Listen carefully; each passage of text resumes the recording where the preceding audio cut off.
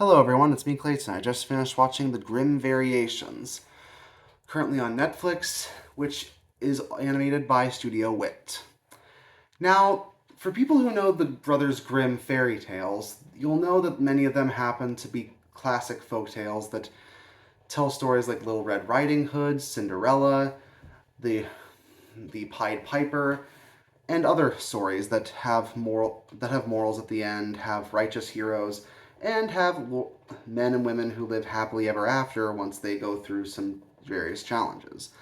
But this has these stories done in different scenarios and different time periods, and also with some of the roles flipped around to basically be variations of these stories, hence the title of the show.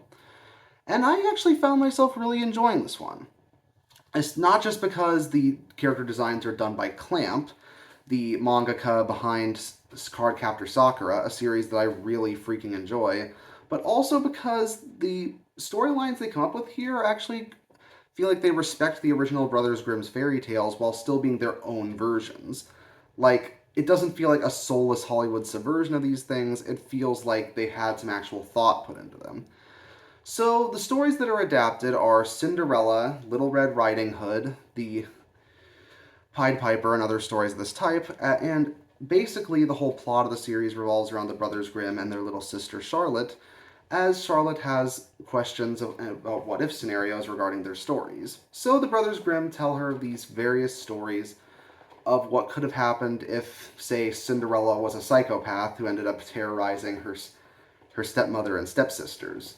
Or what if Little Red Riding Hood was just pretending to be weak, and instead of actually going to visit her grandma's house to give her some goodies, she actually lures in a serial killer who's like the big bad wolf and cuts him up. Those are the kinds of stories that you end up with when it comes to this version. And even though there's only 6 episodes, each episode happens to be around 30 to 45 minutes long when it comes to their overall length. So it feels like there's enough time to actually set up the characters, deliver the dark twists, and to actually deliver the right atmosphere and characterization for everyone involved. Unlike something like, I don't know, Damsel from Netflix, it doesn't feel like the tropes they're subverting are like 30 years old, and the series doesn't act like it's ridiculously clever for doing something that most people are very familiar with now. Instead, it feels like it still copies a lot of the tone and a lot of the artistic writing style of the Brothers Grimm. You still happen to get a lot of unsettling scenarios. You still happen to see some messed up characters, but it just is based on ideas of if certain roles of the story are flipped around. Especially considering that the Cinderella story and other stories like it aren't really the characters themselves, but rather characters who embody the characters' attributes. For example, like the wolf in the Little Red Riding Hood story is in a sci-fi world where he's a serial killer, like Hannibal Lecter or Buffalo Bill.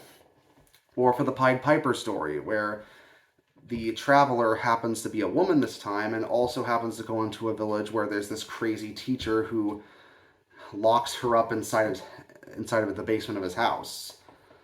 Or even the story about a dog, a chicken, and a cat and a donkey.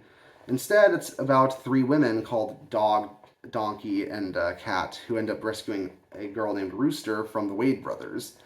It's done in a Western style and probably has some of the best action animation of this whole collection. But Studio Wits, the original studio behind Ancient Magus Bride and the Attack on Titan. So I figured that some of their staff would still be available to do work like this. Heck, they also did Ranking of Kings, so I figured they'd figure that out too.